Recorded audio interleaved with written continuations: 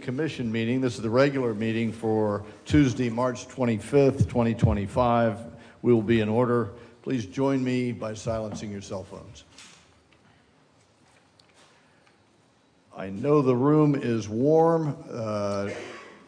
Maintenance Operations Director Ray is fixing that right now. The air is coming down. To say we had a heated meeting prior to this might account for the thermostatic temperature in the room, but it's coming down. I assure you, we'll have you frozen out in no time. Madam City Clerk, please call the roll. Commissioner Perrine. Here. Commissioner McGurk. Here. Commissioner Ashley. Here. Vice Mayor Martin. Present. Mayor Cleveland. Here. Thank you. I appreciate that. Police Department Chaplain Bill Kitchen will now deliver the invocation. Please stand and remain standing for the Pledge of Allegiance. Father God, we are privileged, we are blessed that we live in a country where not just the people on this dais, but all of us can participate freely. We thank you for that blessing. And Father, I pray your safety and your protection on all of us in this room and on our families. And I single out our first responders, Father. Protect them and energize them. Help them during this spring break time. In Jesus' name I pray it. Amen. Thank you, Chaplain. And now Avery Michaelis, an 11-year-old fifth grader from Samsula Academy, will deliver the Pledge of Allegiance and lead us in the pledge. She wants to be a lawyer. She's going to start middle school soon, where she plans to participate in speech and debate. Her mother is Dr. Amy Michaelis, another woman-owned business from Upward Trend Academy. Go ahead. I pledge allegiance to the flag of the United States of America and to the republic for which it stands, one nation, under God, indivisible, with liberty and justice for all. Thank you, Avery. Please be seated.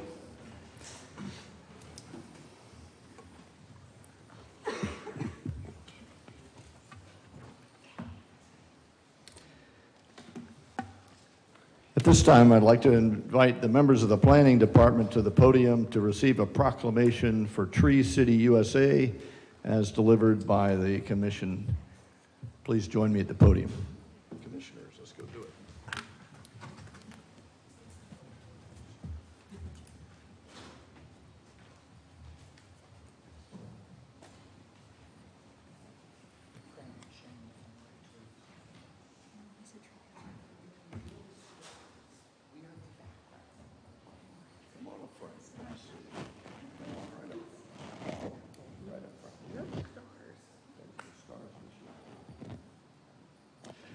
The City of New Smyrna Beach proclamation in recognition of Arbor Day. Whereas in 1872, the Nebraska Board of Agriculture established a special day for planting of trees. And whereas this holiday was known as Arbor Day, the first celebrated with the planting of more than 1 million trees in Nebraska. Whereas Arbor Day is now observed across the nation and around the world, emphasizing the importance of trees in our environment and our daily lives. And whereas trees play a vital role in combating climate change by reducing soil erosion, improving air quality, producing oxygen, and conserving energy by moderating temperatures and providing essential habitats for wildlife. And whereas trees serve as a renewable source, supplying materials for construction, fuel, paper, and countless other products that benefit our society. And whereas trees in our city enhance property values, contribute to economic vitality of business districts, and beautify public spaces, fostering a sense of community pride. And whereas trees, wherever they are planted, offer a source of joy, tranquility, and spiritual renewal for people of all ages. Now, therefore, I, Fred Cleveland, the mayor of the city of New Smyrna Beach, do hereby proclaim that January 17th, 2025, was indeed Arbor Day in the city of New Smyrna Beach and established New Smyrna Beach as the national designation as an official tree city. I encourage all citizens to recognize the significance of a tree canopy over New Smyrna Beach by participating in tree planting efforts and support initiatives that protect, preserve our urban forest and woodlands. Furthermore, I urge all citizens to plant and nurture trees, fostering a greener, healthier, and more sustainable future for generations to come. In witness whereof, I have hereunto set my hand this 25th day of March 2025. Congratulations, planners.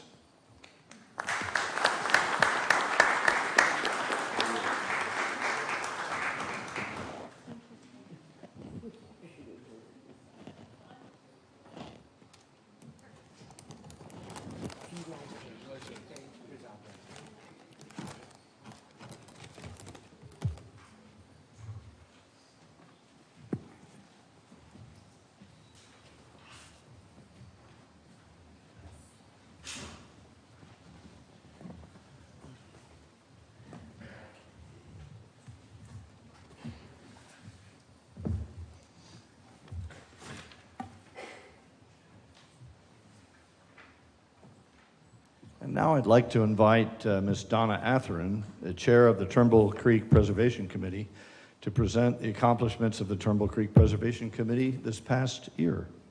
Donna, welcome. If you'll just pass that along, be gentle with it. It is fragile. I have a presentation to give you of where we've been, what we've done, and where do we go next. On the agenda she's passing out are some of our earlier recommendations for what to do from this point on. What we found out, recently I was able to go down the Turnbull Creek from Sugar Mill Ruins all the way up to where they've done the dredging. I'll give you a little update on that in this presentation. When we began the project, it was 2019. We were slowed down by, of course, 2020, where everything shut down. So we've had to make do with that. When we started the project, we attacked acreage that is on the north section of the Turnbull Creek. From that north section, we bought up a parcel of 10 acres plus that was the Turnbull Trace property. The presentation isn't coming up, Sharon. So on that parcel, we bought that 10 acres and we moved forward. Our recommendation was to buy more along that same path to stay on the Turnbull Creek and take up lands that were in a problem area or in areas where we couldn't change the zoning. So in order to change the zoning, we have to buy the land, then change the zoning to conservation easement. And to do that, we began that purchase and requesting for the bond monies to be spent. So as we started north, we came through several areas from Mission Road all the way up to Turnbull Bay. In the sections along that, we were able to also come up with the ability to put the sign there, right on State Road 44, that it recognized the Turnbull Creek. We added another set of acreage where 300 homes would have been in this section of the river, or of the Turnbull Creek. And that took us from Jungle Road north. That Jungle Road section was totally packed up. Part of that land was still very occupied. So we asked the commission to purchase in those lands under conservation easement. 10 acres were on Pioneer Trail, or on Page Avenue. We came through Page Avenue and another place south of Page Avenue. Then the flood came. Ian took up a whole lot of flooding throughout New Smyrna, covered our properties from Corbin Park Road. We were 21 inches of water. Then we got the $1.6 million from USDA Natural Resources and the Emergency Watershed Management Program. That kind of saved us. It allowed us the opportunity to clean what was this mess on Page Avenue. This is where the pipes for the Utility Commission come across. Not much we can do about that. That's between them and the Utility Commission. We'll have to address that in another time. But that was in 2019. The flow of the Turnbull Creek, of course, goes north. And there's a lot of wildlife throughout that creek that it's a great habitat. But it's absolutely loaded with a lot of other debris. So that cleaned us out, that got us through. So far, we've been able to purchase 125.37 acres of property under the bond issue for a little less than $7 million, which is an average of 71,600 and change for an acre. That went under conservation. What's next is our recommendations for aquatic openings. One of the things that we recognized as we were doing our research is that the city has these surveys that were done and studies that were done to open up flow. Currently, under Jungle Road, you have 2 small openings. You've heard the residents mention that from Ellison Acres. There's not enough water flow through that section. But these can be placed, these aquatic openings can be placed on an 80-20 cost share. That makes it all the more valuable that we could possibly go to something like this. The other slide that we wanted to recognize is that if you reappoint the people that are currently of interest in this group, assign us a staff committee person to work with us to continue the search for grants and the ability to write grants. Work with city planning goals for conservation use of this land. Join in with external groups to entitle us for funding for a lot of this work. Develop a maintenance plan. One of the things that I asked the very first day we were on this committee was, what's the maintenance plan of this? It's going to be in perpetuity. Well, perpetuity to what? What it looks like now? Is it going to look any better? So our recommend is your choice. We can continue to realign the properties and see where we are and where we need to go next. We want to build partnerships for a passive park. One of the things that's recommended in the conservation zoning is that it can be a passive park. That means it can have benches, not benches, chairs, for if somebody to have to stop and rest. It can't have water fountains, but it can have paths. That'll clear out the land and allow us in there. Eco grants are available for that, and there's a lot of that available. Working to continue working with staff on that maintenance plan. Recommend to you other ways to open flow, get rid of the invasive species, and develop more habitat projects. I've worked with, I'm going to be speaking with Marine Discovery Center. They have a huge list of volunteers interested in helping us get rid of those Brazilian peppers. If we can make it look better and we can see through it, I think you'll have less problems with the homeless there. And people can use this land. I mean, you're looking at this section, just this piece, where the yellow arrows are, the small ditch or pond to the right of the center arrow, that's the one at the base of Sugar Mills Campground. That's their fishing pond. So they have been bringing debris in and out of there to drop off, and that's great. And we rode the canal. So as we got in there, we started to take a look at what we had, where we were, and how deep this thing is. The plate that you just passed is black clay. Every wall from Mission Road, almost to Doster Drive and further north, is that black clay. This is stuff the Indians made plates with. So I had a friend of mine do his duty, and that's one of those black clay plates. So the improvement, as what you see here, can be an enormous ecosystem for us to enjoy, to drop a canoe in or a kayak, to even walk along these banks. There's a lot of fish in here. It's now 6 foot deep. It goes down to the clay base.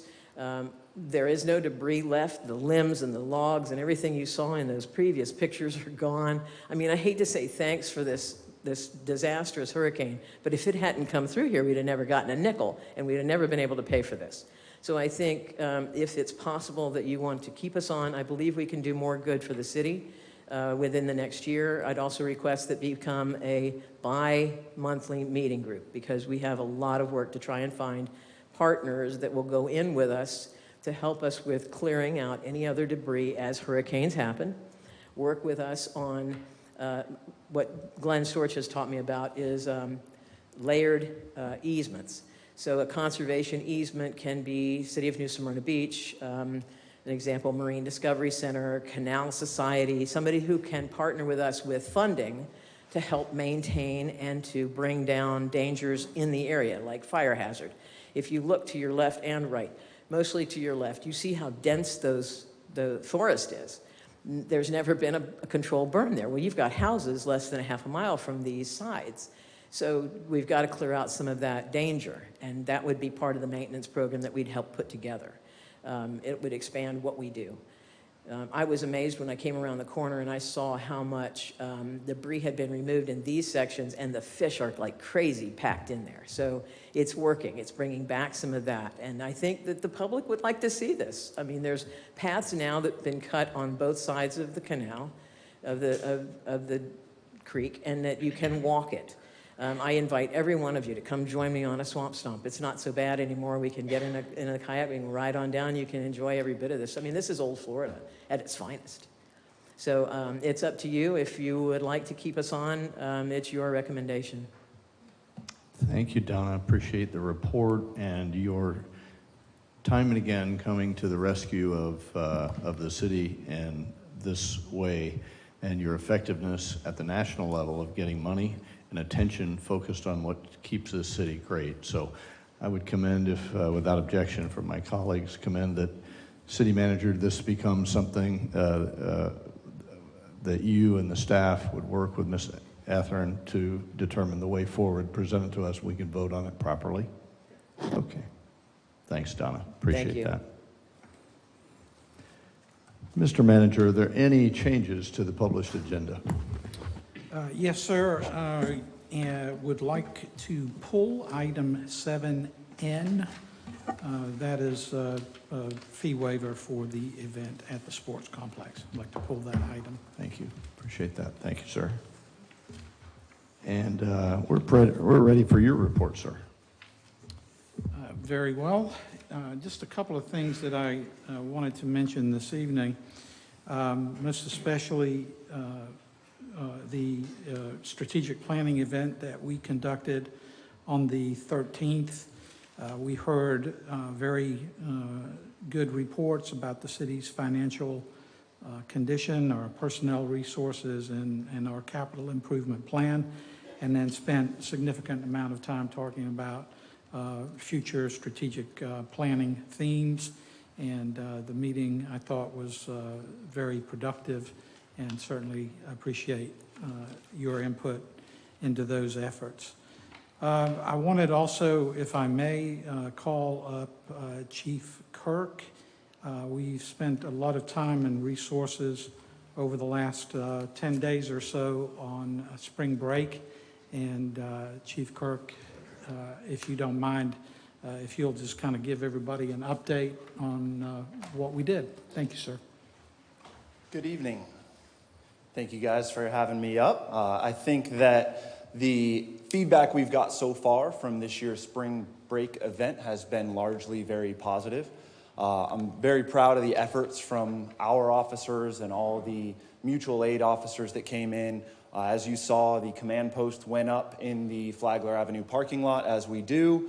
We had a flood of officers on the State Road 44 corridor, as well as along the Flagler Avenue ramp, the approach, and all the surrounding streets. I think this year we had a great improvement in traffic flow, in backup along Flagler, along Peninsula, and along a lot of the connecting arteries that come through there. Overall arrests were up, but juvenile arrests were down as far as a preliminary estimation goes. A lot of our staff is still jumping straight back into their normal functions without having had a day off yet from this and the backups from the normal things that were going on during the week. So they're still trying to cut through preliminary information and statistics to kind of give us an overall aspect of where we landed as far as arrests and citations. Looks like citations were also down a little bit, which means compliance was generally up because they weren't letting violations go by. Once we get all those, we'll publish those as well. We also have after actions coming this week for the community as well as for the police department. With any operation, we're always looking to see what we did well, what we can improve upon, and what changes we need to make for the future so that we can ensure this just gets better and better managed as we go. So those changes will be coming soon. Any questions for me? Thanks, Chris. We'll have more later. Thank you very much, Chris. We're very proud of the effort you put together. One of the balances we've tried to strike is not to become a police state during spring break, but to make sure our businesses continue to thrive. With that in mind, I see Liz Jones is here from the Canal Street Historic District. If you'd like to come forward and talk about what happened on Canal during spring break, that would be really helpful. Good evening, Liz Jones, 314 Canal Street, representing Canal Street Historic District Association. And we would like to share our appreciation for all the time and planning that went into last week. Our businesses, our restaurants and shops were busy, lots of feet on the street, but it felt safe, comfortable. I had a lot of my clients comment on how they appreciated everything that was done. So again, thank you for all that you did. Thank you, ma'am. Appreciate those comments. Similarly, FABA as representatives here tonight. I see Terry and Virginia Stevens here from the Seahorse. If you don't mind coming forward. In a minute, I'll get Mary Frances. I just want to be the body. Perfect. Go right ahead. Well, I'm actually here for a couple of different reasons, but so my name is Mary Frances Stage. I'm a business owner in New Smyrna Beach, and I'm truly blessed to be part of this town. As a board member of the FABA or Flagler Avenue Business Association, as well as the New Smyrna Beach Police Foundation. Things were great along Flagler. I can't thank the chief enough. So I want to take a moment to thank all the police that have been here assisting with the spring breakers. Thank you to Chief Kirk for coordinating, overseeing, and providing this town with the protection it needed during spring break, because things went seamlessly for us. And that, I think one of the things that we felt was really great was they came by our stores and checked on us. They didn't just walk the streets. They came in, they checked on us, they made sure everything was okay, they checked to see if we needed anything, and I really felt that that was over and above on top of everything else that they were handling. So, but I also have one other thing to go over. As you know, the lighting along Flagler Avenue has been an issue for many years, aesthetically, yet also for safety and security reasons. Finding and searching for the best and proper type of lighting has been a long process, and it has taken us over 2 years to get to this point. The business owners and FABA want to thank you all for your patience.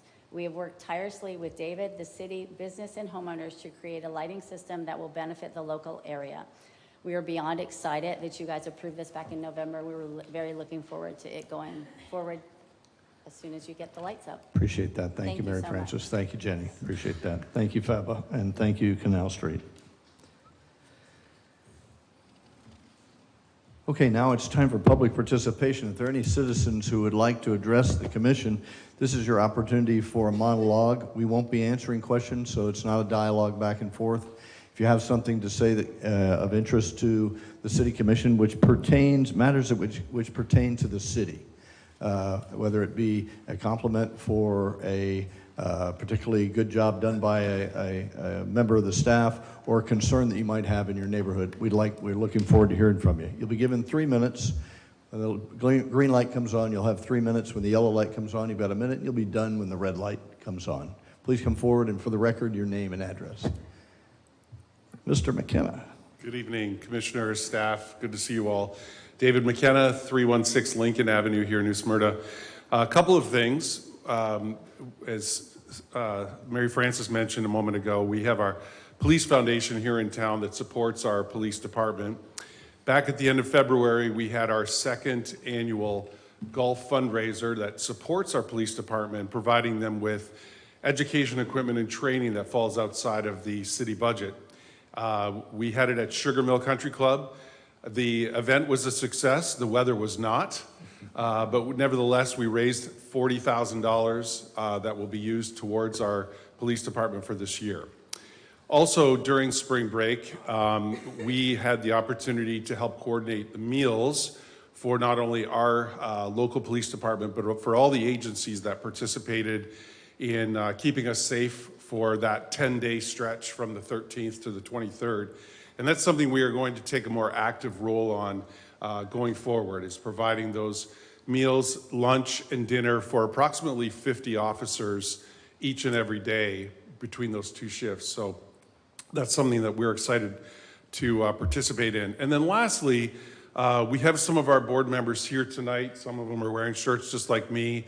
And we want to also state for the record how much we appreciate the leadership that Chief Kirk has brought to the department, We work closely with these guys, and we meet with them every month.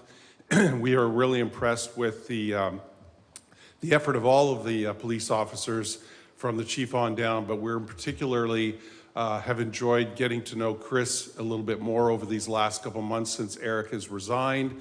And we just wanted to make that known to all of you that as a foundation, we support him and his efforts, and we commend him on the great job that he did over spring break, because it was excellent job. So thank you very much. Thank you. Appreciate your comments.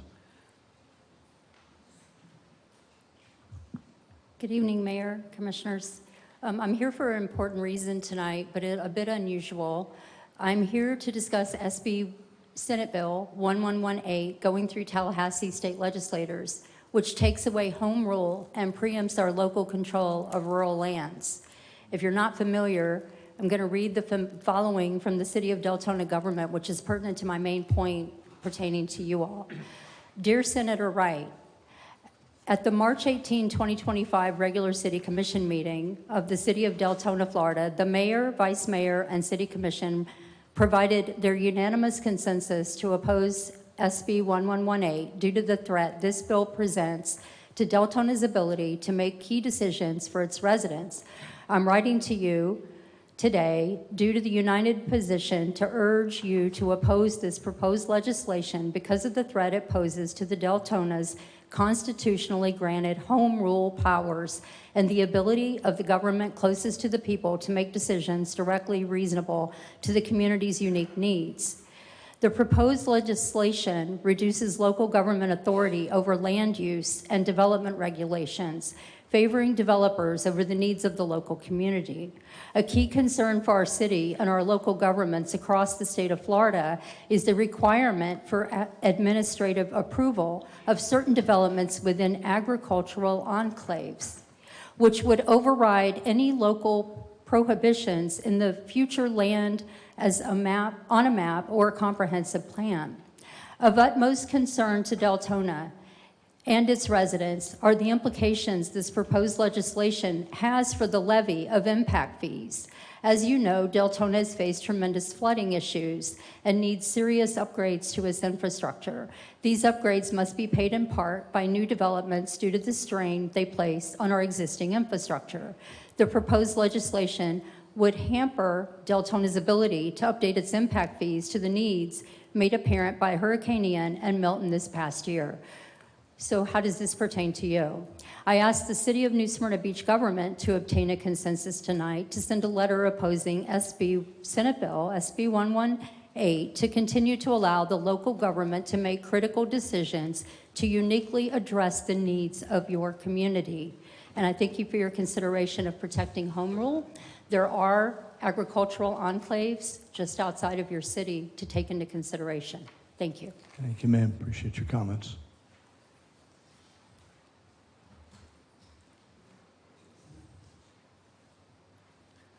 Hi, good evening. My name is Mary Jo Todorovich, and I'm at 202 La Casa Drive in New Smyrna Beach. And we live, all of us live at Sugar Mill Mobile Home and RV Park. And they are putting a pickleball court right in front of my house, as I just gave her the pictures. And it's like there is maybe 2 feet away from my door, and then right where the grass starts, it's like 5 inches away from that. And in front of there is where it floods a lot when it rains. So when they do the pickleball court, they're gonna push it up higher, and all that water is gonna come into my house. Well, there's a lot of land around us that they could use that pickleball someplace else, but instead of right in front of my house. They could put a house there, everybody would love a pool there, and then our rent goes up $50 every month or every year, and it's just kind of ridiculous that everybody that I got petitioned there too, I got 45 signatures, and a lot of people that didn't want to sign it because they thought there would be a retaliation from corporate, that they would be sectioned off, where they would make our lives miserable at our small mobile home. And I just want to see if we could stop it or build something else there, or something else instead of right there in front of my house. Thank you, ma'am. Appreciate those comments. Thank you. My name's Tom Macklem. I live at 2560 Linda, New Smyrna Beach, in the same mobile home park. And one of the things that was a problem is this: the corporate never asked us, discussed it with us, what we wanted, where it's going to go. All of a sudden, one day, they're digging in front of our house, and I'm like, "Well, what are you guys doing?" "Well, we're putting in a pickleball court." It's like, you know, surprise everybody. And I just thought maybe you should have the decency to ask people if they want it or not. Where should they put it?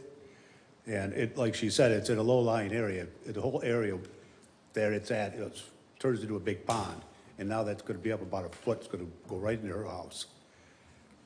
And like she said, some people are afraid to sign the petition. Would this petition, I don't know, I know I can't ask questions, but we prefer the petition doesn't go to corporate, so they pick up all the names that are against it and retaliate against us by evicting us or telling us we can't do this or do that, whatever it may be. We could use more drainage in the park. It's flooded twice in Ian and Milton. In my area, the whole southeast corner floods to about a foot of water, up to 2 feet. I wasn't here for Ian, but I was here for Milton. And they could really, you know, if they want to spend some money, do that. It would help a lot of residents. And also, I don't know what the limit, if there's a limit on rent increases, but it's went up 30% in the last 4 years, which is 7.5% a year. I don't know if there's a 5% limit. I keep looking online. I can't really figure it out. I would hope that someone could look into it and see if they're exceeding the limit. And we're sure it's going to go up probably more than that this year because of the pickleball court. Thank you. Thank you, sir. Appreciate your comments. Yes, ma'am. Hi, my name is Cheryl Greathouse. I live at 2532 La Linda Drive in Sugar Mill. There's just a couple of things. I was over director of activities in the park, and I always walked around and took a flyer and talked to everybody and tell them what the events were. I could tell you that 10% or more are over 70. They greeted me with wheelchairs, with walkers, and all sorts of things. And they told me the story that they just aren't able to get out or do anything. They have people taking them to the grocery store and stuff. Plus, I'm a little concerned that there was a question. We thought that maybe they got, now this is just not, well, that they were given a permit to start, but it was never inspected before they started. So it's halfway finished. So do they inspect before they issue a permit? And that's one of my questions. Thank you for your time. Thank you so much, ma'am. Thank you so much. Yes, ma'am. Thank you for your comments. Anyone else for public participation?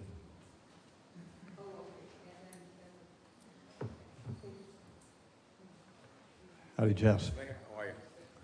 708 South Cooper Street. Last meeting when I was here, the commission's meeting, I asked a question about the contract for the charter officers, and I received the documents, and I appreciate that. As I'm reading the documents, I find that there is no end date for any of the charter officers. I find that really odd. When you hire somebody, you guys get elected every 4 years or 2 years, so you go on a cycle. All right? Most people get into a job, they don't last forever in a job. They move on somewhere. So my recommendation, my suggestion, it's radical, I understand, is that every charter officer that's selected will be in a 3-year contract, renewable 3 times, a max of 9 years. That way you don't have people here for life. Because if you hire an attorney or a city manager, maybe great, which I believe Kevin is, and then what happens is 30 years down the line, you guys are gone. But who's there next? Stuck with that person there. If he's not good, then they're the ones that have to make a choice. But if you have it on a 3-year basis, it can be renewed 3 times for 9 years. And if you keep them for life, a lot of things can go wrong. You know that. We all know if people stay there, they get used to the job and they get to this here. And it happens. It's human nature. We get accustomed to it. We just kind of go along for the flow. Go along to get along. So my recommendation would be that every charter officer, be it selected for on a 3-year basis contract initially, renewable 2 times for a total of 9 years. Thank you. Thank you. Appreciate your comments, sir. Anyone else for public participation? Cindy Sneezak, 512 Yukon. Just two nice things. The strategic workshop was really a pleasure to attend. So thank you for doing that, my first one that I've been to. Secondly is, I've been here 3 years, but I've watched like 4 years worth of meetings. I don't know why, I guess I need a life. But that status report from the Trumbull Preservation Committee was amazing. It rivaled anything I've seen at a corporate level. So if that is something that you would consider, as Commissioner Perrine says, one of her things to do before she exits her seat is she's going to clean up the boards and commission plethora that we have. It's just amazing what they have accomplished. And, you know, maybe every other month you have one of the boards come up. That would be really awesome. But I am astonished at how much they've accomplished, and it's really good to hear it. Thank you. Yeah, thank you, ma'am. Appreciate those comments. Anyone else for public participation? Seeing none, public participation is now closed. We'll move on to the consent agenda. And any of my colleagues wish to comment on any of the items that are remaining in there, note the city manager took out item number 7 November. Any comments on any of those items? I just have a question on one. Do you want me Sir, to pull it? yeah, or go not? right ahead. Actually, I'll need. So item 7K, which is the airport issue, this is kind of unrelated. But my question is, in reading it, my understanding is that we are not in the selling of airport property business. And I know that some of this goes back to 2010, but I just wanted to get clarity on, my understanding is we're not currently trying to sell airport property. And so I just needed that clarification for that item. See, the airport manager is here. Arvin? what do you Arvin, know? how you doing? Good. How are Yeah, you? so I read it, I know the history of it, but my only question is, going forward, my understanding is that we're not selling airport property due to a number of reasons, including the FAA frowns upon that now. Well, so it's not that, and you as the city as the sponsor and this elected body can make the determination that you would like to sell a piece of land. There's some nuances to that. We have to check some boxes. We have to make sure that the land that you want to sell is not under federal obligations. It's not, still marked for aeronautical use, those types of things. So when I wrote that, it was the FAA prefers we don't, because it takes away from the airport's ability to be self-sustaining long-term. Okay, thank you. So my understanding is that we have a policy, or did have a policy in place, that we're not selling airport property. We've had a number of people in the past 5-10 years who have been interested.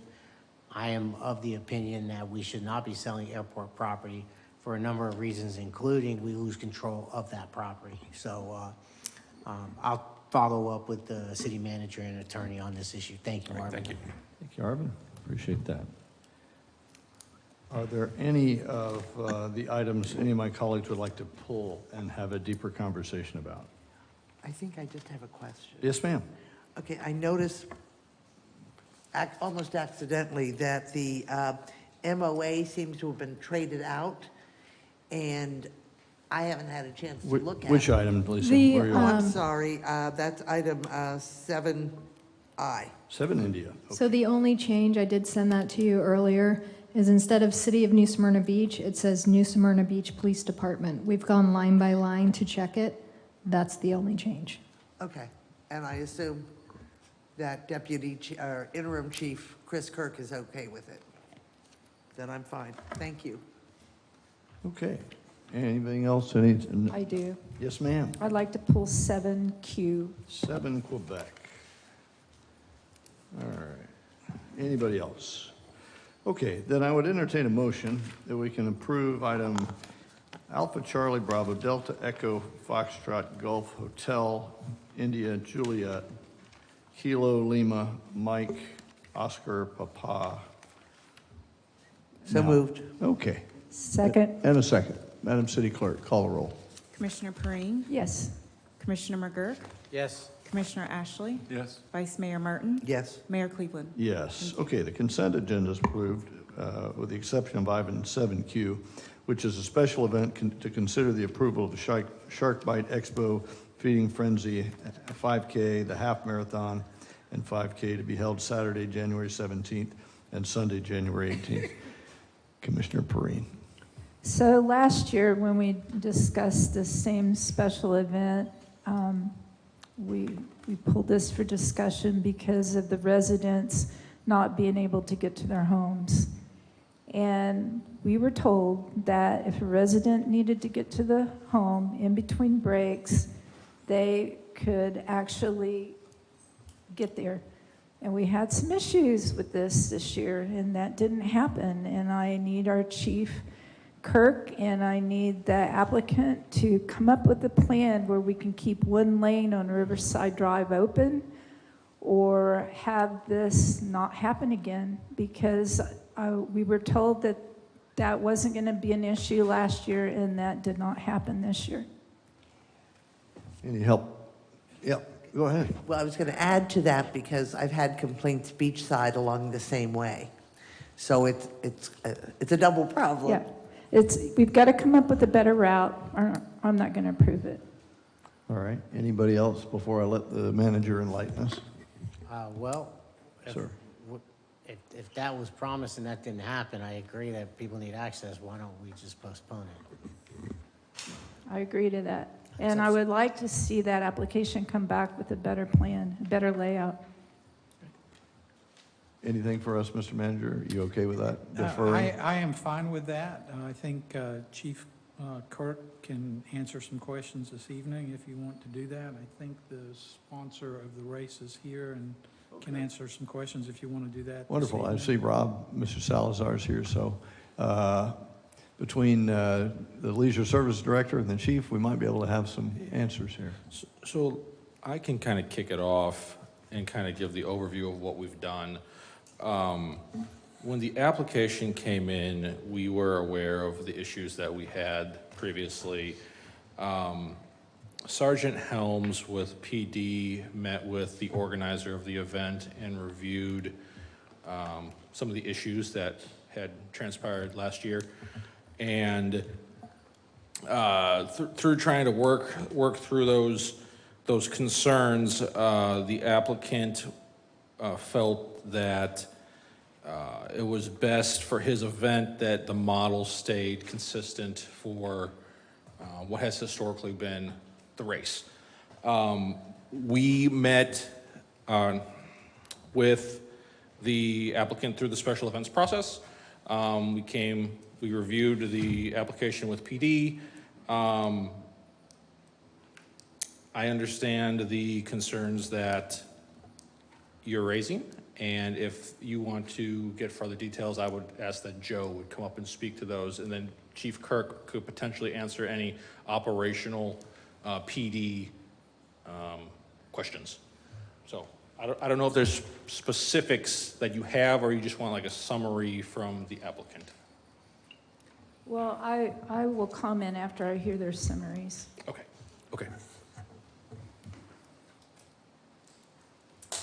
Alrighty. Good evening. I remember Just your name and address Joe for the record. Matuzak. I live in DeLand, Florida. We put on the Shark Bite Red Pointer Productions. A couple years ago, when we had the issue with I believe the residents on Riverside, it was more or less not. We have a resident trying to get to the house. It was a resident trying to get to church on Sunday, and was the course closed? And on Sunday, it is not a closed course because we only do use one lane for the half marathon. On Saturday, with 800 to 1,000 runners going Canal, Riverside, Don Lawn, Riverside, back to Canal, the best way to do it is with a closed course. We did it in the first year without, like having it closed. And it doesn't matter if you have a cone or a barricade. You have these big trucks who just, I'm going to go where I'm going to go. And so for the safety of all those participants, we felt that like the closed course, being that if you stop at a garage sale in a 5K, it's an hour and 5 minutes. And how we do it is, you know, with it being out and back, by about 30 minutes, we have our team who's staged at 8th and Riverside cleaning up and opening up the course as it goes. There was an incident this year that I got, you know, from my staff who were at 8th, said like there was a resident who was unhappy, said, I live here, I'm gonna do whatever I want, drove through our area, then gets on the New Smyrna Beach High School team who is now at the turnaround doing water station, starts yelling at their coach, who we then inform the officer that's working that day, and the officer goes and is working with him, and they have, all I know is a ticket was given, the guy, I wasn't there. I'm not an officer. A ticket was given in that situation. And I get it, right? There is, it doesn't matter if it's a car accident, a parade, a 5K, like everyone can be inconvenienced when you're not part of that event. But we look at the whole group and say, you know what, if we get through this with 3,000 plus participants in this awesome community, we love working with New Smyrna. It's a great spot, it's a great environment. People come from all over. I mean, we had 37 states represented at this event. It's one of those that like, it's not that long. I understand your inconvenience, but for the safety of the whole, I don't know, and trust me, for when it came to Beachside on Sunday, I saw some of that backup like on Saxon, and part of that after I met with Sergeant Helms, you know, like a week or so later as a follow-up, because just like everyone, I want it to be seamless, but it's near impossible when you have that many moving parts. So I'm like, is there a better course? Is there a better course? And you know, but you get to a point where if you have a square, you have to cross a road somewhere. And I think some of that on Sunday, the issue that was held was the communication with some of the officers, because they're not always the same officer. And so they didn't know to let people go in between runners, which we established that when I you know, met with Helms, and we're gonna get a radio that like, this for Saturday as well, a radio that allows us to be on the basically like immediate, you know, not cell phone, but like, yep, we're having this issue. I'm not sure that I know that there's a better way, even on Riverside, to be more safe and take up less roads. I may be able to put up more signage saying, hey, residents, you know, like in this hour time frame, if you live 2 over there, just park on 5th and walk to your house, and in 15 minutes you can come and get your car and walk there, versus, because if you watch 800 to 1,000 runners go on a road, there's no room for a car. Like, especially when it's an out and back course, there is just no room for a car.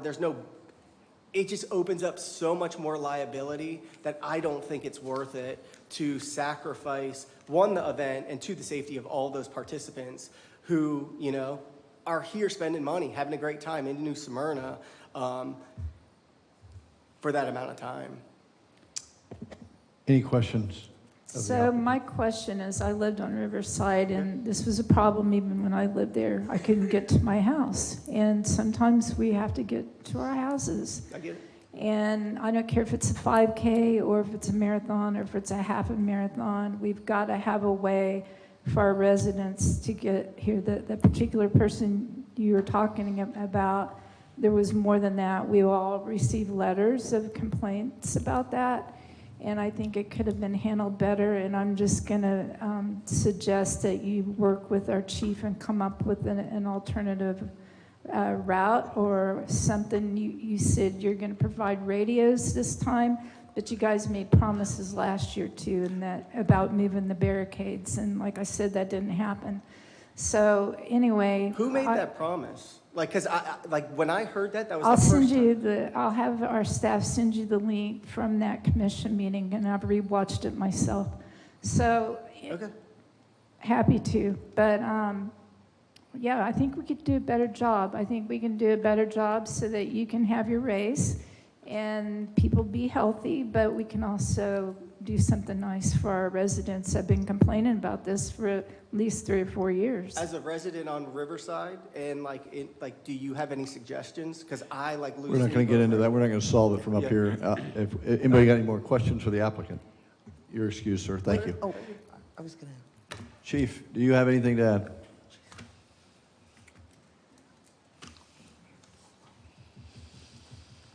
Yes, so we did ask Sergeant Helms to reach out specifically, especially after this year's events, for what he's talking about with radios as far as what happened on Sunday and the passability on Beachside. I think that's manageable with better communication. We can fix that on our end. As for the Riverside issue, an out and back race that takes an hour, I don't see a way to safely do that without it being an out and back. We've recommended maybe changing the times, making it earlier so it's less impactful to residents, or later, open to any suggestions the commission may have. But I think in order to approve the 5K on Riverside, it would have to be a closed road event in order to ensure the safety of the participants for that hour-ish that it takes people to navigate that course. I am. Just a second. Anybody else? Okay, thanks, Chief. Commissioner Martin? I am concerned. I understand the objective of bringing people to town and they're spending money, but what I'm hearing is I am a resident. I pay property taxes, and I too spend money in this town. Why should I have a problem getting to my home? Why am I not as important as the racers? I love the race. I love the understanding. I understand it's a great thing for the city, but we have to be able to explain to the residents why they're suddenly second best. Those decisions are surely in your hands. I can only comment on the safety of the conduction of the race, and in order to have that event and have them go down and back, I believe you'd have to close the road to make sure everybody's safe. Thank you, Chief. Any other questions or comments for the chief? Thank you, appreciate that. Okay, so what is the will of the commission? What is, do you want to defer and have the city come back, or do you want to, and with a different proposal, or do you want to vote tonight? And I'll be happy to hear that in the form of a motion. I think they can do better, defer it. Would you, okay, I mean, I'm willing to let you talk. I mean, I love all these activities we have, but if someone tells me I'm not able to leave my home or get to it or come from it on a certain day, that's pretty intense, especially considering that we have so many things going on. So I'd like to postpone this and let you speak to the organizer and the police and see if something can be at least worked out a little bit. So if it's the will of the commission, Mr. Manager, if you and the staff would review a plan, present it to us in a more formal manner, or give it to us ahead of time so we can digest it, and then we'll bring it up for a vote the next meeting. Certainly. Any objection to that? Okay, very good, thank you. We'll need a motion to continue to. Very good. I'll make that motion. We have a motion to continue and a second, Madam City Clerk. To the next meeting, is that the? Yeah. Okay. Yeah. Madam City Clerk, call a roll. Commissioner McGurk? Yes. Commissioner Ashley? Yes. Vice Mayor Martin? Yes. Commissioner Perrine? Yes. Mayor Cleveland? Yes. Okay, thank you. We got that one. On to administrative items. There'll be a discussion about the multimodal transportation impact fee study 2025. Mr. Corbin's here, Director Corbin. We're anxious for your report, sir.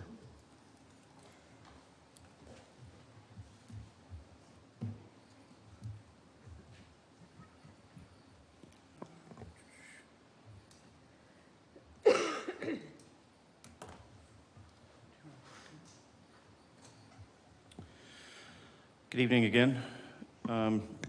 What you have in front of you is a multimodal transportation impact fee study. And these impact fees are one-time fees that we put on new development when they come in, and they can either be by the unit, such as a single-family home, or it could be by the square footage of like a commercial structure. We take those fees and then we use them to do traffic improvements around the city. So it basically lessens the negative impact of growth in new development. So they're a really important tool that we have. Every 4 years, there's a cycle where we're required to revisit them, and sometimes those fees goes up, and sometimes they go down. This round, largely they're going down for our residential development, which is kind of disappointing. But to calculate those fees goes outside the scope of abilities of our office, so we've leaned on an expert, Negan Camp with Benish, and she's been our consultant on this, and she's going to go through her presentation, and she should be able to answer any questions. Mayor, Commissioners, good evening. I'm Negan Camp with Benish. The presentation starts with a brief background review, goes through the technical calculations, and then the next steps. So the city is continuing to experience growth, and the impact fee study, the last time it was updated, it was in 2019. So really the purpose is to bring everything to current data. So impact fees by definition are one-time capital charge to new development. They cover the cost of capital facilities. So they cannot be used for maintenance, resurfacing, any kind of renovations, but they can only be used for capacity addition projects. They help implement the capital improvement plans. Their main purpose is to calculate the cost of growth and maintain the level of service, and they are most needed when there are high growth levels and limited alternative funding. So in Florida, impact fees were governed by case law for a long time, and then in 2006 we had the Impact Fee Act passed, and then it had multiple changes since then. But some of its key requirements are that the fees be based on a study that reflects most recent and localized data. In the case of any increases, there's a requirement of a 90-day notice. If there's a challenge to the fee, now the local government has the burden of proof. It used to be the other way around. They had to show that your fees were incorrect. And there are several other requirements. Last year, we had House Bill 479 passed, and it required that if in a jurisdiction both the city and the county are collecting for transportation impacts, they need to enter into an interlocal agreement that shows that there's no double charging, establishes a methodology, and provides a method for distribution of the impacts and assigning the responsibility for those impacts. In addition, it has a couple other items that the studies need to be based on data available in the past 4 years, and that if there's an increase, the studies need to be completed and adopted within 12 months. So the technical calculations are using a consumption-based methodology, which was also your adopted methodology before. It's very common in Florida. It charges new growth based on its impact on the infrastructure and basically the value that it's consuming. And the fees are calculated at a rate that they only generate enough revenues to add capacity, not enough to correct any existing deficiencies. That's one of the legal requirements. We cannot charge new growth for existing deficiencies. The basic formula looks at cost to add transportation capacity, and then from that we subtract any other funding sources that are being used for that capacity. So to the extent that there are fuel taxes or other taxes that are being used, a portion will come from future development. And we don't want to charge them twice, once through the fee and once through the tax. So that amount is subtracted, and then that net cost is multiplied by demand, which is measured in terms of travel. So just to show you how the formula works, we start estimating cost of building 1 lane mile. So that was estimated about 3.7 miles. So if you have a 1 mile of roadway with 2 lanes, it's about a little over $7 million. That lane mile carries about 14,500 person miles of capacity. So then the cost per capacity is about $260. So that just says that every time a person is added to the transportation network, for them to travel a mile, it's costing that infrastructure about $260. That's sort of a unit cost. Average home generates 27 person miles of daily travel, so those two multiplied gives us the total cost per home, so $7,100. We subtract any other funding sources that are being contributed by that same home, so that's about estimated around $900. So net fee is about $6,200. So we subtract the county fee out of that. That's a fee for all roads in the city, county, state, their total impact. we subtract the county fee, and then the city fee ends up being the differential. Again, that's to comply with this recent requirement that we are not supposed to double charge, basically. So the demand for transportation impact fees has really three main components: number of daily trips, how long those trips are, and percent new trips. And there are several data sources used: the National Institute of Transportation Engineers reference book. There are studies conducted throughout Florida that measures all three variables, and then the travel demand models that are used to develop the long-range transportation plans. Cost component looks at any projects, either locally in the city or in the county, and supplements that with other projects from other jurisdictions. And with that, the construction cost was estimated about $3.1 million per lane mile. In addition to construction, we have right-of-way design, construction engineering inspections. So with all the costs, total weighted average is about $3.7 million. And then that amount divided by the capacity that a lane mile adds gives us 254. Because your fee is a multimodal transportation, also has a transit component and other components, so that increases it slightly to about $263. On the credit side, we are looking at all revenue sources. So there's about $30 million contributed from city, county, state revenues, and majority of these are the state and county revenues. So there's a credit for that. So with that cost, credit, and demand, the resulting fee for a single-family home is about almost $6,200. The county is collecting about $5,500, so the differential would be the city's portion, about $700. And this chart is showing just some example land uses. Your full fee schedule has maybe about 30 or so land uses. So you can see, for the most part, most of the rates are going down. That's again, in terms of that interlocal, the city entered into an interlocal with the county in compliance with this House bill. That interlocal agreement says that county will collect for county and state roads. So then what the city is able to collect is the remaining city portion. And Volusia County updated their fees a couple of years ago in 22. They adopted their fee at 100%, so their fee increased. And their fee is limited to county and state roads.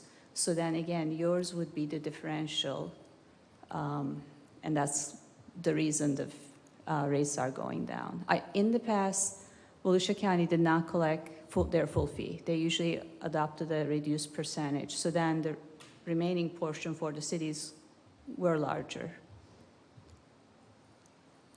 So this chart, and maybe there's one more, just showing you some comparisons to other jurisdictions. So we try to also show their study dates so you can have a sense how old their studies are. Adoption percentage, that's again a policy decision. And then network scope, meaning whether it's only city roads or it's a city, county, state roads, that kind of thing. So for single family, this chart is showing that the rates range from $160 to about, at the county level, $5,500.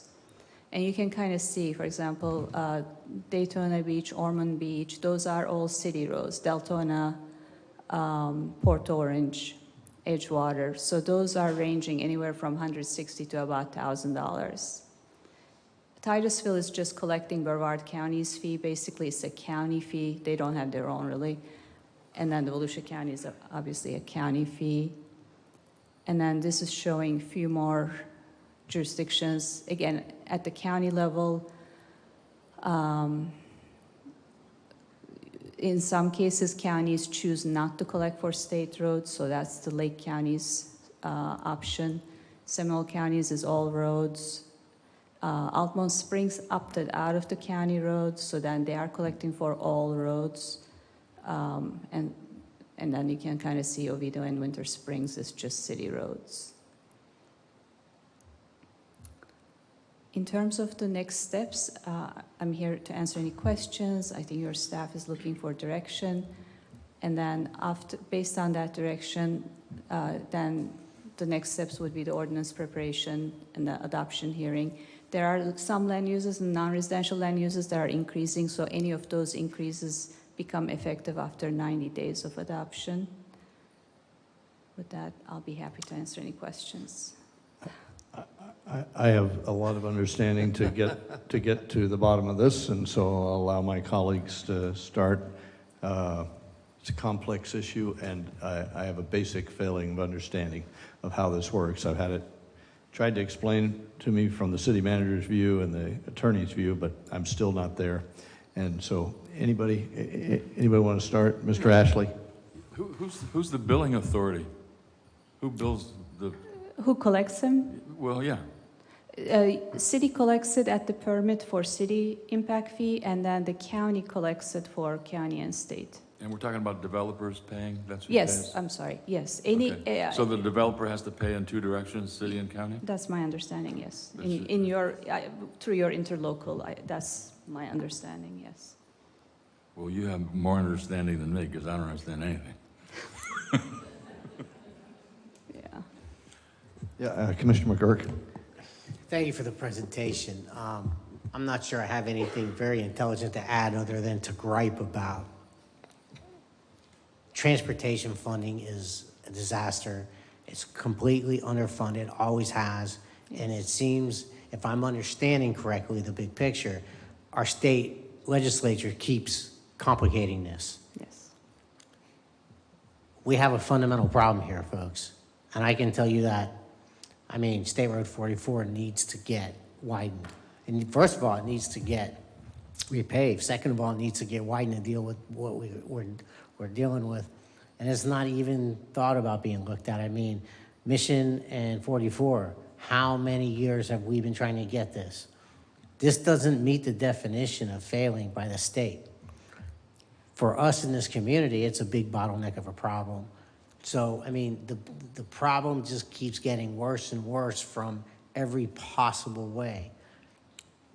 Is there anything that we can do? I mean, as best I can understand is we're simply, what options do we have to not agree to this? I don't want to take less transportation fees. So what is it you want me to do? Am I here just to say, oh, that's terrible, and I'm gonna get what I'm gonna get? What are my options? So the state roads are in the county fee. So that's, you know, your fee is just for city collectors and above, not for state or county roads.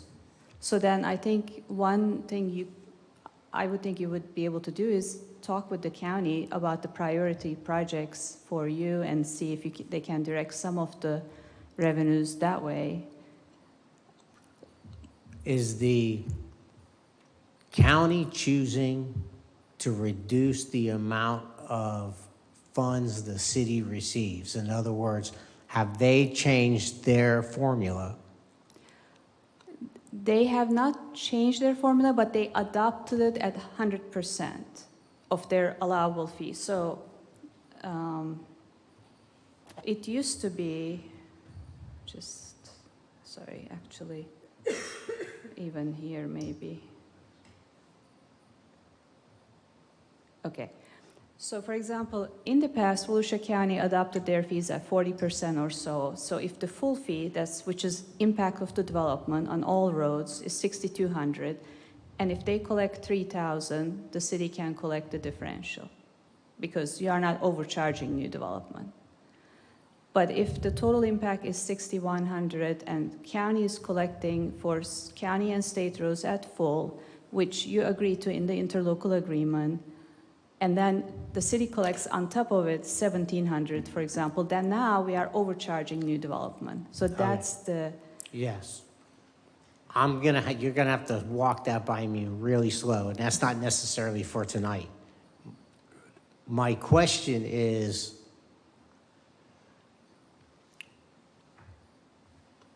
what can I do?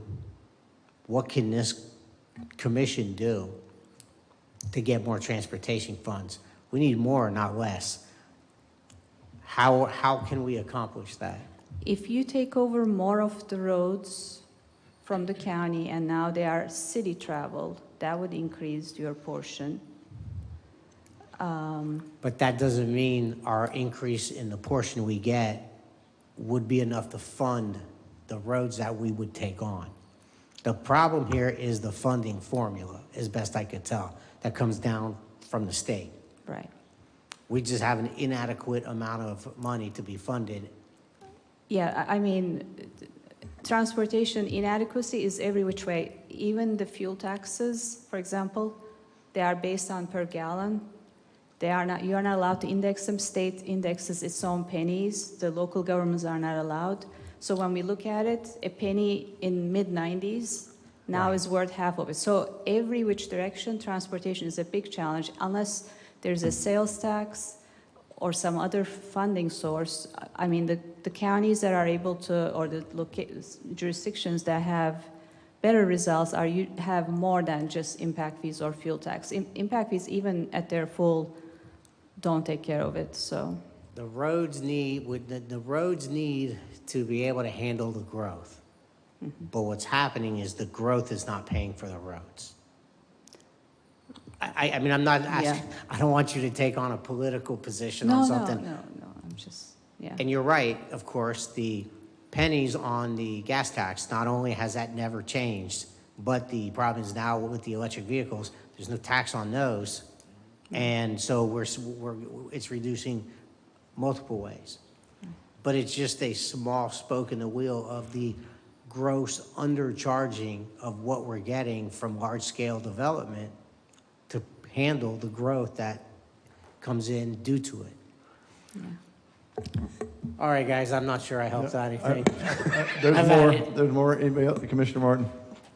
I notice it's titled multimodal, but it seems to only apply to roads and cars. So if we factor in pedestrian paths, bikes, sidewalks, would that increase our funding? We did factor those in, but the roadways make up about 98% of the expense. They are so expensive that well, my question is actually if we got more of that multimodal, would we then decrease our needs slightly for roads? Yes, you could. If you have more multimodal options, yes, there will be fewer cars or not as much need to drive, yes. Correct. And it's a lot cheaper to build sidewalks. It is. Thank you. You ready, Valley? Can you compare us to the other cities' dilemmas and what they're doing? So Edgewater just recently updated theirs, and they did lower it also. Port Orange also recently updated, but I don't remember what theirs was prior to that. Like the other cities, it seems like, for example, Ormond Beach, Daytona Beach, they are already charging pretty small amounts. So even if they don't update, probably, you know, I mean, so like $160. So if anything, it should go up. How long ago did they do It looks like we have, just in case you like it's the study date. So Ormond Beaches hasn't been updated since '96, it looks like.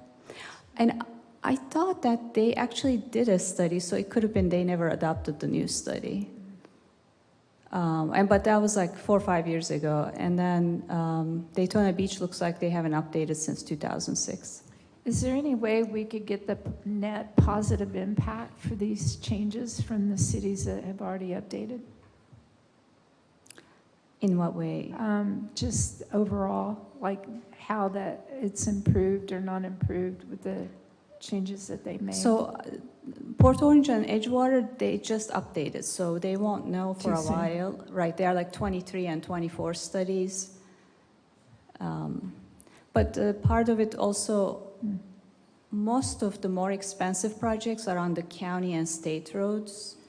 So that's why I was thinking a collaboration with the county may be the best way to get to use some of those dollars for those roads.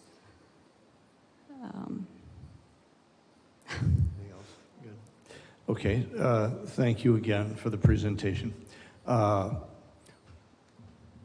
Is your mission to do a calculation and the math is what it is and that's it? You're done? Yes. You report the news, you're reporting the weather? Yes, we just provide you the technical knowledge and not necessarily get into the... So if you don't mind, I generally like the technical stuff, but let's take a philosophical journey here of impact on the community, thus the term impact fee. And then I saw early in the slides it says on infrastructure. And so if the infrastructure is long-lived, like more than just the cost of building, it's the cost of more police officers, more fire trucks, more of all sorts of infrastructure, and we're growing. It's non sequitur for me to say, because we're in a growth mode, we at the city should charge less. Point one. Is the entire pie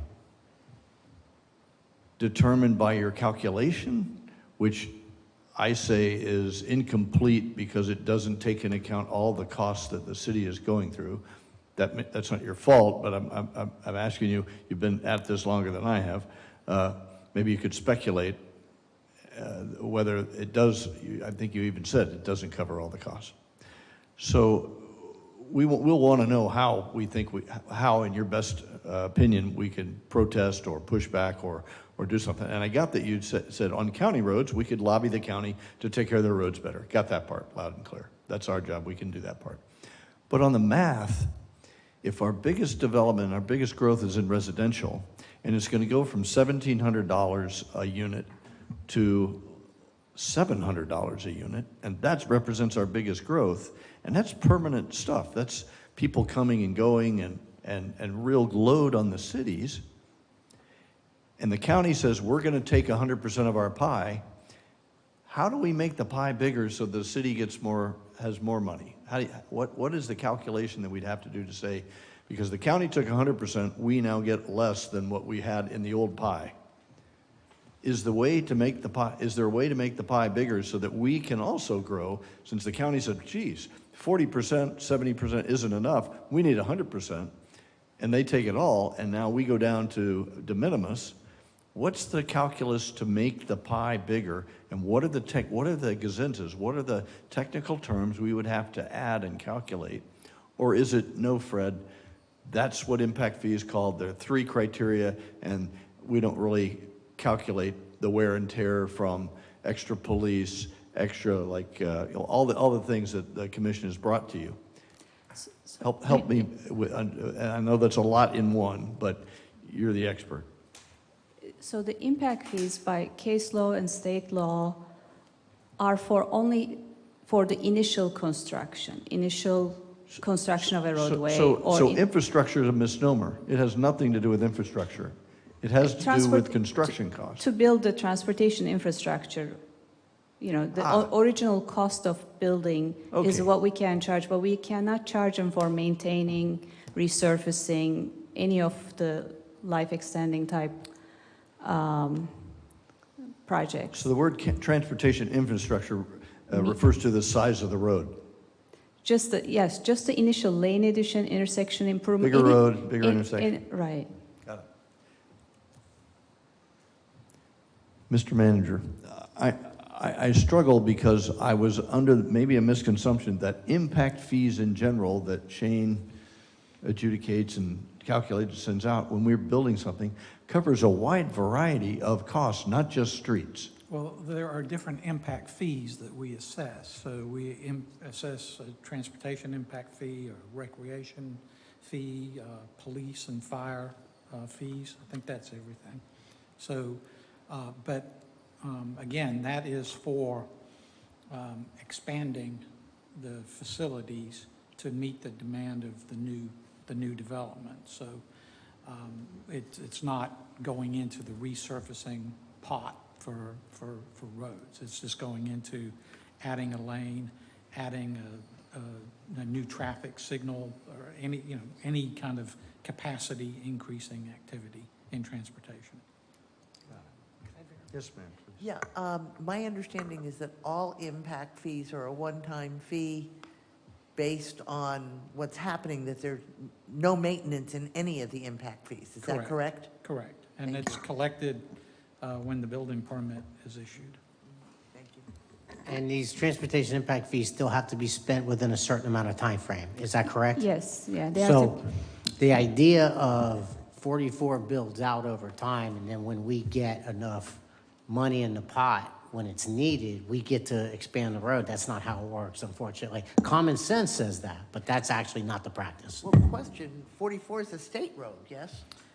44 is a state road, and the state is planning resurfacing of a large segment of 44. Kyle, do you know when that is planned, 26 or 27? 26. And then there's some other projects that they're doing with a multi-use path around I-95. And then we're looking at a traffic signal at Corbin Park, I think, somewhere in that, preliminary on that. So, but the answer is we are working with the state on 44. And some of the projects they're doing are maintenance, resurfacing, and some of the projects they're looking at are capacity adding projects. And I mean, your point is very well taken on Old Mission, and you know, we'll obviously be looking at that intersection. Another question, now that I understand the calculus, that infrastructure simply means the size of the road, not infrastructure to maintain in perpetuity. Since this calculation was made, since the previous calculation was made, what year was that, the previous calculation? 2019. 2019. We had already accepted Saxon as a city street. What, right? What year? No, it wasn't. No, that was. What year? It was in the last few years. Okay. It was relatively. So there's something we took on from the county, and now we bought whatever condition it was in. Is there any wiggle room in that to change the calculus? It says, hey, we just took a big old county road, and we would like something for it. Those are already incorporated because you have them right now, so it's in your inventory already. It's already in the calculus. Yes. We can give it back to them. Yes, ma'am, Commissioner Martin. It was disheartening to have us take on that road knowing it was in horrible shape. No sidewalks. Okay, Well, I think if the county is taking 100% of what they can take, then the expectation level of what they will be doing with those roads would, at least in my view, would be heightened, and you know, we could expect that they would be doing more work on the county roads inside the corporate boundaries of New Smyrna Beach. is that a fair point for you to take up with Ben Bartlett and see if you're satisfied? If not, we can do the political thing with the representatives. Is that a good way to proceed? Yeah, I think the conversation is probably with our traffic engineers and the guys that are in the trenches every day that know the roads that need to be improved, and see. I do not have any idea of what the county plan is for road improvements in our area, and I'm not sure if that information has been shared with us or not, but certainly, you know, just like at the MPO, we need to participate and lobby for the projects that we want that impact us the most. Thank you, sir. Appreciate that. Any other comments for our expert consultant? And I will say, I think, you know, there was an initial draft of this. We looked at it and we said, you know, this is not going to, we can't do this. And, you know, they went back, they've gone back through everything and figured out the very best that we think we're going to get here. So I don't think there's anything wrong with their calculations or anything else to do. All right, one more then. Help me understand that the single-family homes, which we're going to see much more of, have declined by $1,000, yet the commercial impact fees are up 16% in the calculus that you see.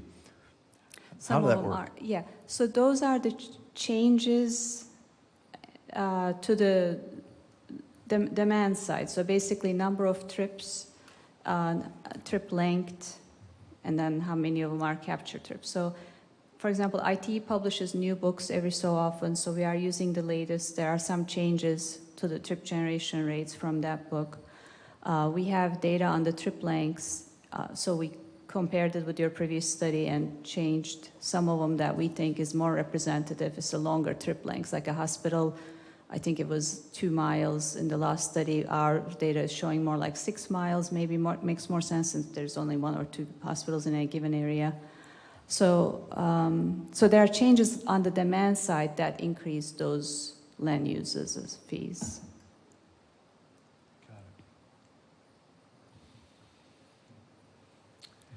Okay. Any other questions? Yes, sir. Is there a deadline by which we need to adopt this? You are pretty much hitting that, like just for those increases, I think you are about that 1 year time frame, so it would be better to adopt without too much delay. And then also with this study, it's looking like new development is being overcharged. Okay. So sooner the better.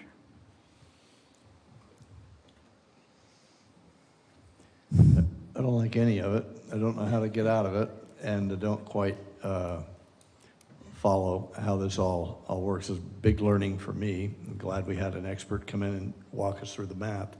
But absent holding the county, state, feet to the fire of doing the roads that are theirs, and absent finding out another, and I think the other technique is the other impact fees you mentioned for the wear and tear on the city, the cost of building infrastructure inside the city staff is accounted for in other ways. Is that what I heard you say? Well, yeah, I mean, it's, the other impact fees are collected when building permits are issued, but the rules are generally the same for spending those funds. So if we collect fire impact fees, the fire impact fee can't be used to, you know, refurbish the fire station. It can be used to build or add on to the fire station. Can or it be build used a new to add fire personnel? station. Not for personnel, no. Because that's the deal, right? You grow the city in population, you need more staff to run Well, the city. exactly, yes, sir. And I think we can buy equipment. Yeah, the capital associated with the new employee for the police, like a police car, their weapons. Fire truck, if we had a new fire station. If we had enough, we've looked at that previously, and it's a tricky calculation, so. Very good. So, City Manager, you know that it would be really good for you to get with the county staff, either.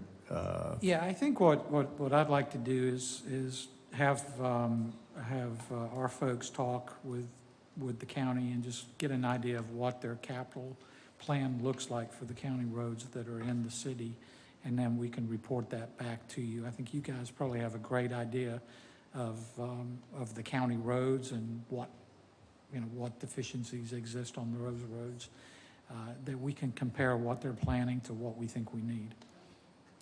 Go ahead, Jasmine. Yeah, the only concern I have is, first of all, I don't know the reasoning behind turning that county into a city road. I'm sure there's reasoning, I don't know what it is. But the other thing is we lose control.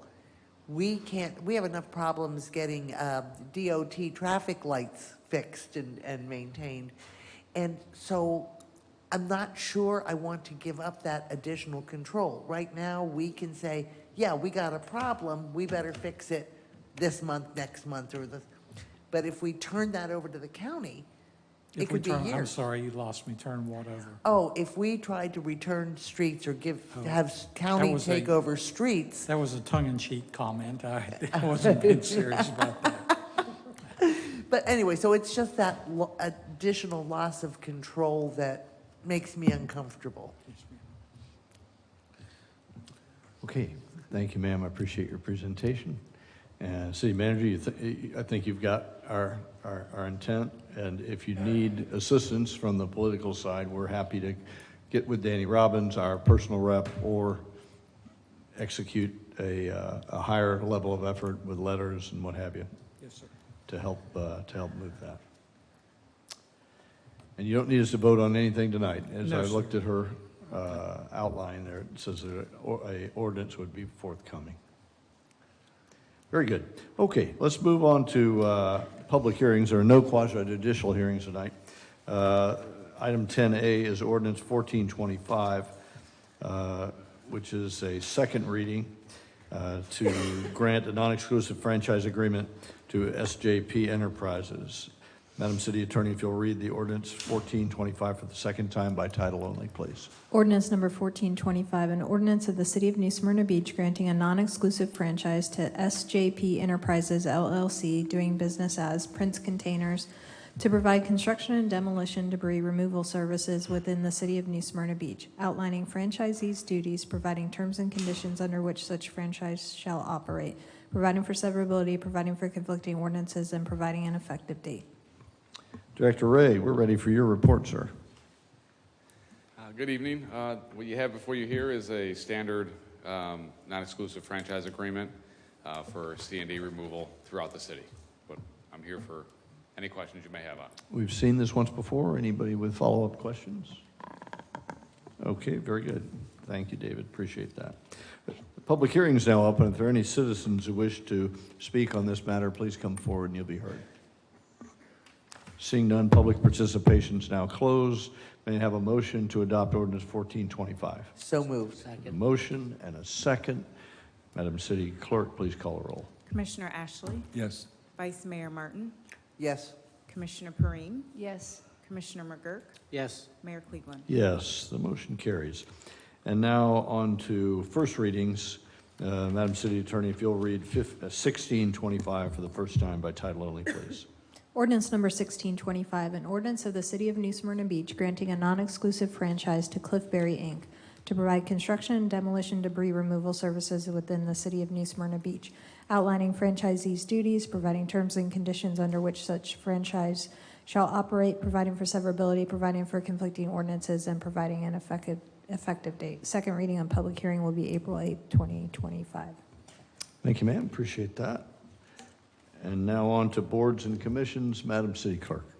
Yes, good evening. So what the clerk's office is now going to do is announce our board vacancies that are upcoming here on the agendas through boards and commission. Our first appointment that we will have will be the Housing Authority. They have one unfilled vacancy due to a resignation, and that will be on the April 22nd agenda. Our Code Compliance will also have an appointment on the April 22nd agenda, and this term, this person will serve in the capacity of general contractor. The goal is to have these reports available a month before commission meetings, so those who may want to submit their application and serve on a board commission, they will have time to do so. Thank you, ma'am. Appreciate that. If I remember right, this is an initiative for more transparency. We want to announce them well ahead of time before, so that all the city citizenry can have an opportunity to put their name in. Wi-Fi has been down for the last 3 hours here in the building. We're not streaming live. The citizens will be able to get this on the city website, but they're not hearing us as we speak right now. And so anybody that hears this or plays this tape will know that they need to apply at the city clerk's office.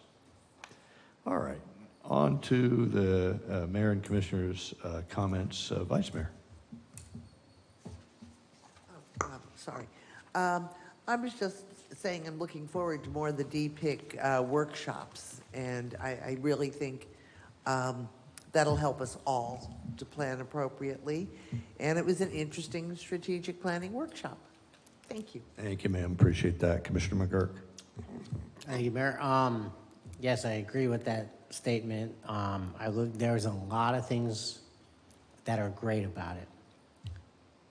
And the key is to make sure that we get this right. And and Lisa, you touched on something that was one of my strong issues when I had an opportunity to meet with Glenn. Amendments to the plan over time. And I mean 10, 20, 30 years. So when we look at Venetian Bay, and the fascinating thing is, it started as a great plan. And then we at some point had the financial collapse. And then we were in the city was desperate for economic development. The city was desperate for jobs. Everybody was desperate for jobs. Amendments would start to come through. Things would change, and it wouldn't necessarily change from one. But it's something that, as I reflect back, that is something that I want to pass along to future commissions, to be aware of the amendments that happen over 10 years, not 6 months or not a year. So, and I think that's what you were touching on. So I agree with that. Anyway, so yes, I look forward to us getting a DPIC that is a great project that everybody can be very proud of. Thank you, Mayor. You bet. Thank you. Commissioner Perrine. I too enjoyed the strategic plan, got a lot of feedback, positive about transparency on boards and having the boards give presentations to us. A lot of people reached out to me that have been on past boards and on current boards, and they have felt the frustration that we talked about in that meeting. And I'm looking forward to working with staff more on those issues, as well as everything else that we have coming. That's great for 2025. Thank you. Appreciate that. Commissioner Ashley. Thank you, Mayor. After that presentation on the multimodal transportation impact fee, I think we need a workshop on that. And I wouldn't mind a workshop on impact fees in general, to tell you the truth. I couldn't make heads or tails of what that lady was talking about. I know numbers too. But talking about the previous meetings, I thought we saw two fantastic presentations. Glenn did a great job on Deering Park. And Donna that was like a National Geographic presentation. That made me want to do a swamp stop right away. That was really wonderful. And those two presentations are great examples of how to do it right. That's it. Thank you, sir. I would echo those two treasures. Ms. Athearn has been a stalwart defender of our community as an old Florida town, and long may she live and long may she serve in this capacity. I think she's done a wonderful job. And personally and professionally, she's been able to move mountains, so more of that in the future. Similarly, I think Mr. Storch has started on a path with his folks of the Deering family that we are getting ready to have our opportunity to participate in. Other cities have already done it. They own a massive amount of acreage around the county. And I like our incremental approach so that we don't leave anything to chance. I think it's an important role. I think we're responsible for a good part of that. I hold the city manager and his team mostly responsible for that because they're the professionals at doing this. So it needs to make sure it still has the city's fingerprints all over it and not appear or in fact be a sale as we've seen before. And we want to learn lessons from Venetian Bay. We want to learn lessons from Shell Point. We want to learn lessons from all over. I chuckle at the comment somebody made, which was, we probably wouldn't be allowed to live in the homes where we are if previous commissions had said, nope, shut the gates, deepen the moat, we're done. Nobody else comes to town. I know that's applicable for at least two of us sitting up here on the dais. And so for New Smyrna Beach to say, nope, we won't go, we're just going to let it to chance, defeats what we've been hearing from the folks out west, which is there's no infrastructure out here. We don't have any amenities. We don't have we don't have adequate protection. We don't have adequate shopping. So therefore, we're going to clog up whatever roads you guys do have, which whoever the heck maintains them. to continue to survive. I don't want them to survive. I want it to be the bastion of excellence where resiliency and self-sustainment prevail. And I think we're on a path to doing that. If we can pull that off, it'll be a source of pride for this commission. Does anybody on the dais have any energy for following what Deltona did as the presenter spoke in writing a letter about home rule? Any energy on that? Yes. Yes. And my question, I'm glad you brought that up, Mayor. I meant to ask, where's our League of Cities with this? This is what the League of Cities should be doing. So the answer is yes, and then I say we need to reach out to, and I can do that. I mean, I know Lois very well. I think a lot of us do. And so, but I think we need to reach out and see where the league is with that, because that is supposed to be our muscle to get things to the state. Good one. We're going to see them for a dinner Thursday night in DeLand. I was going to say, I've been following the League of Cities, and they are deeply opposed to all of the bills that limit home rule. So they're out there lobbying for us. Whether that's enough, I'd like to see the city add weight to any of those that take away more home rule. And there's a number of bills that we need to worry about. It's not just that one that was brought up. Property tax, I mean. They've done They've done that effectively on previous initiatives. So I'm perplexed that they're, I don't want to say asleep at the switch, and I'm delighted that they're doing it as a League of Cities. But like you said, with a letter from every city commission, man, it should speak volumes to both Chase Tremont and Tom Wright. So let's talk. So I don't know how to get there, Madam City Attorney, without screwing up sunshine. But if we want to move faster on this rather than wait for our next commission meeting, how do we get there? If you want to authorize, do you want to do it in the form of a letter? Because if you do a resolution, we would have to bring it back at the next meeting. So if you want to do a letter and authorize the mayor or anyone else, or we could get everyone to sign just individually. Yeah. So, okay. All right, very good. Thank you very much. Our amazing police department. Excuse me, Mayor. Yes, sir. Are you interested in just that one bill, or do you want us to look at other bills that impact home rule? Yeah. Because there are several, right? CRAs. I wouldn't lump them in the same letter, though. Okay. I would keep them separate. Yeah, because they have different committees looking at these things. Okay. And we have the Senate, and we have the House, and we have the whole thing. But yeah, they are really trying to take it all away. All right, so we're going to write letters, more than one. Chief Kirk, you and your department shined again. I know you did all the inside baseball stuff last time as the deputy, and your Sergeant Helms has really served us well again this time. So thank you very, very much for having the savvy to have the balance between enforcement, protection, and still open and welcoming. You heard the community business people come up and say, your guys checked on them, your team, your ladies, your men checked on them, and made sure that there's a sense of joy in being open during spring break. Thank you very, very much.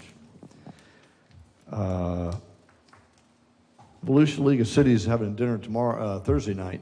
It's focused, Samantha Bergeron will be there with our team, and we'll have a guest. Each city was allowed to bring a guest business, and so the Flagler Tavern owner, Sherman Reed, will attend with us just to get a flavor for what the League of Cities is doing to encourage business around the county.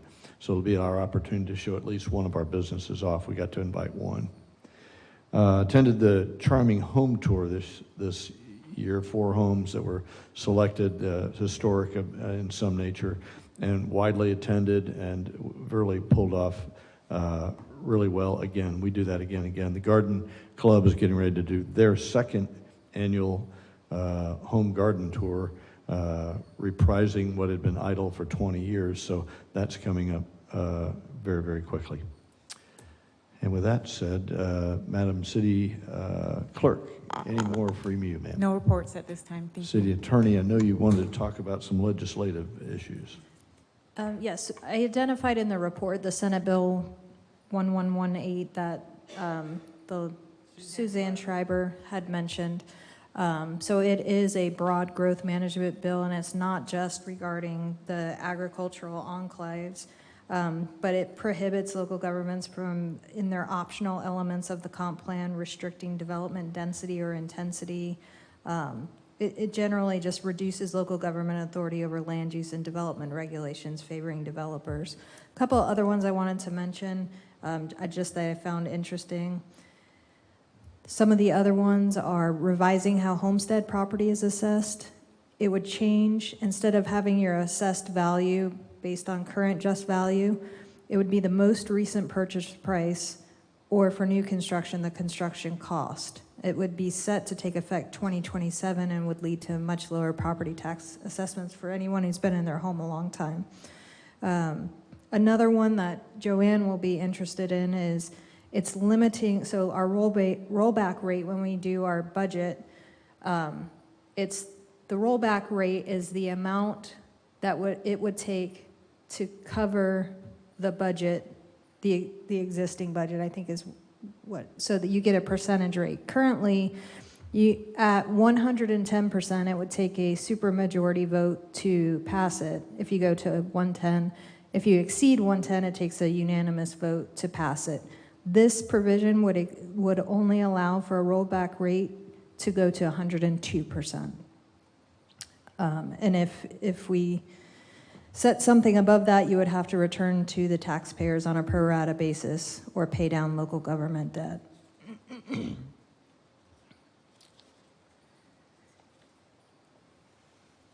Affordable housing, there's some that prohibit a local government from requiring any increase in parking requirements for, I think the last time I mentioned that accessory dwelling units would be permitted by right in single families, but the local government couldn't say, okay, you need to add some parking spots, so that would be an issue for us.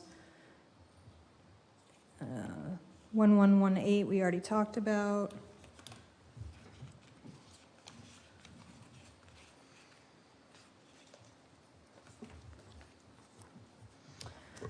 Local government salaries and benefits, this may be applicable in our charter review process. Bills, it would require a voter referendum before increasing the salary, retirement benefits, or other compensation for the elected municipal officials. And the referendum would have to occur during a presidential election year with the costs covered by the local government. Almost done here. Public records changes, it would require the clerk to respond within 3 business days with the records, and if we fail to do that, we wouldn't be allowed to charge for the records. So that could be pretty onerous on a small staff like that we have. So if a large voluminous request comes in, that puts a lot of pressure on that staff.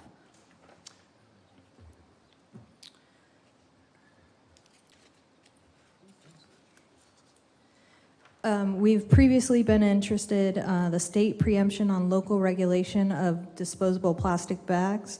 So there's one bill that would repeal it.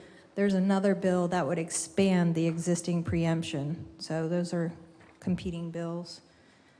And last one, suits, just to mention that the liabilities of limit on our tort claims are currently $200,000, $300,000. The proposal is to go from $1 million per person and $3 million per incident. So that would be a significant cost increase to cities, and I'm assuming our insurance rates would go up as well. So that's all I have for tonight.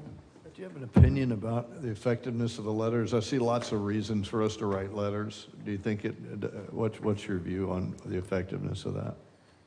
I mean, all of those, there are 4 or 5 of them there that right. would blow me away. Don't It's worth a shot. But we do have the Florida League of Cities, but it probably makes their position more powerful the more cities that send letters of support. So when I was on the Florida League of Cities legislation team, we voted on which ones of those to fight. And like a lot of them are repeats, they just tweak a little bit. We did the tweaks. There were 50 of us. And like the torts, that was one that we were all scared that would go through. It would really harm us. Some cities are so small that would really, really harm them. But a lot of these, if these people that don't get their way, they come back, they tweak it, and they just try it again and try it again. So the Florida League of Cities chooses, but the ones that we voted on here, that happen not to be the ones they picked. So it does help writing letters if it's ones they don't pick. But if they choose that and they battle it, they're usually pretty successful, I think. A lot of these that I mentioned are, from the Florida League of Cities, they are opposed to them, and they do have representatives up there fighting for those bills. So Valley Commissioner Perrine, your suggestion is find the ones that they aren't opposing and send letters on those? Yes. Okay. Well, I would, and we know our representatives. I think the problem is they're not hearing from us specifically enough on these home rule issues. They're certainly not calling me and saying, hey, what do you think about this? And I'm impressed with each year it seems to get worse and worse. Nothing, I'm at the point where nothing will surprise me, but I certainly plan to reach out to them individually and be like, what's going on? I don't think they know how that will affect local government. And if we don't tell them and take the time to call them and tell them, they may like it or may not, but I just look at what they do and where they came from, and until you get in the trenches, you don't know, you're not going to understand it the way we are. So I think it's our obligation to call them up personally and say, hey, what's going on with this? I don't think most of the government has been in city government first. So, yeah, right. And so, they're making rules for a job they've never done. How's that? Madam City Attorney, would you say a few words about the charter and what's going to be teed up next week for a charter review? Yes, the first meeting is April 1st. The agenda is initially going to have some general discussion about public records, sunshine law, those types of things. Go over the model city charter, the existing charter, and talk about some of the issues that they would like to address and what else is not listed. So kind of talk about that, and hopefully they'll have time to go ahead and get started and start with the preamble. That was something that was mentioned to me, so they can just start right away. How often and how long are the meetings? Every 2 weeks, April 1, April 15th, so on until August. Here in this chamber? Yes. Got it. Thank you. Appreciate that. Mr. City Manager, any words of wisdom for us? No words of wisdom tonight, but just wanted to say congratulations to you all. We kind of whizzed through a lot of items tonight, big items, light poles on Flagler, a large drainage project on North Atlantic, some additional money going towards stormwater maintenance through pipelining. We did a contract for new pickleball facility and also for the Brandon Center ADA dock replacement. So a lot of really big, great projects on the agenda tonight that are approved, and we'll have a lot of construction activity going on around town. So congratulations on all of that good work. Thank you. Thank you, sir. Any by the way? One other thing I wanted to mention. I am so sorry. This was on my mind. Regarding Deering Park, you will recall the last time we dealt with the PUD, the PUD was continued to April the 22nd. And so we will bring the agreement back to you on that date. Now, if it sounded like you all were desiring some additional information and work sessions, and so we need to work through that. But I did want you to know about the April 22nd date. That's good. So we can take that up and defer it at that point, pending that's- a workshop, Yep. or you can squeeze a workshop in somewhere along the way. That's always painful and fun to do for scheduling. But I don't think we would be doing the city's work or the residents' work without allowing another bite at the apple. And it's got to be full of stuff. It's got to be full of the content that you heard tonight. And I know Storch has taken notes, and it's on the record for y'all too. So kind of combination between the staff, so that everybody says, "Oh, we were heard, and here's the remedy." That type of back and forth would probably be helpful. Yes, sir. And there's some that are reasonable, and some that are, some that you probably will never be able to solve. So you're a smart guy. You'll figure that out for sure. Okay. Thank you. We're adjourned at 8:40 p.m.